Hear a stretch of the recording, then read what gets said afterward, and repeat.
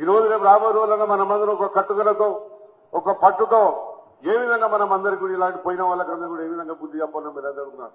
మేమున్న వాళ్ళమందరం కూడా పార్టీలో పోవాలనే ఆలోచన ఎవరికి కూడా లేదు.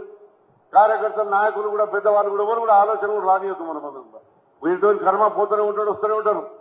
కానీ మనం కూడా ఒక పరి ఆలోచించాలి. పెద్దలు కూడా మేము చెప్పేదంటే ఇవాళ కష్టాల్లో ఉన్నప్పుడు రంజిత్ రెడ్డి గారు ఒక పరి ఆలోచించారు. మన పార్టీ ఓడిపోయింది, ఇలా మన నాయకుడు కష్టాల్లో ఉన్నాడు, మొన్న ఒక విషయం కూడా జరిగింది. ఇవన్నీ దృష్టిలో పెట్టుకొని నాయకుడు ఇచ్చిపెట్టుకోవాలంటే ఎట్లా మనసు వస్తుందో మీరు ఒక పరి ఆలోచించాలి. ఇన్ని కష్టాలు మనం ఉండకపోతే మన నాయకుడిని పట్టుదల ఎట్లా దొరుకుతుంది? మనం నమ్ముకున్నప్పుడు మనం కూడా ఆయన నమ్ముకుని ఉండాలి.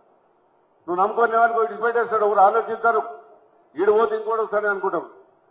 అందుకని మన మందరం దయచేసి మీరందరూ కూడా రాబోయే రోజుల జ్ఞానేశ్వరన్న గారిని మీరు ఒక మంచి మెజార్టీతో గెలిపించి మనకున్న 7 కాన్స్టిట్యూన్స్ 4 ఎమ్మెల్యే మేమే ఉన్నాం. ఇక్కడ మహేశ్వరం ఉన్నది, శేలింగంపల్లి ఉంది, రాజేంద్ర నగర్ ఉన్నది, చేవేలో ఉన్నది. ఇవన్నీ కూడా మంచి ఓటర్స్ ఉన్న ఇవన్నీ కాన్స్టిట్యూన్సీ అనుకుంటే మంచి మెజార్టీతో మేము అందరం కూడా గెలిపించే బాధ్యత మేము తీసుకుంటాం.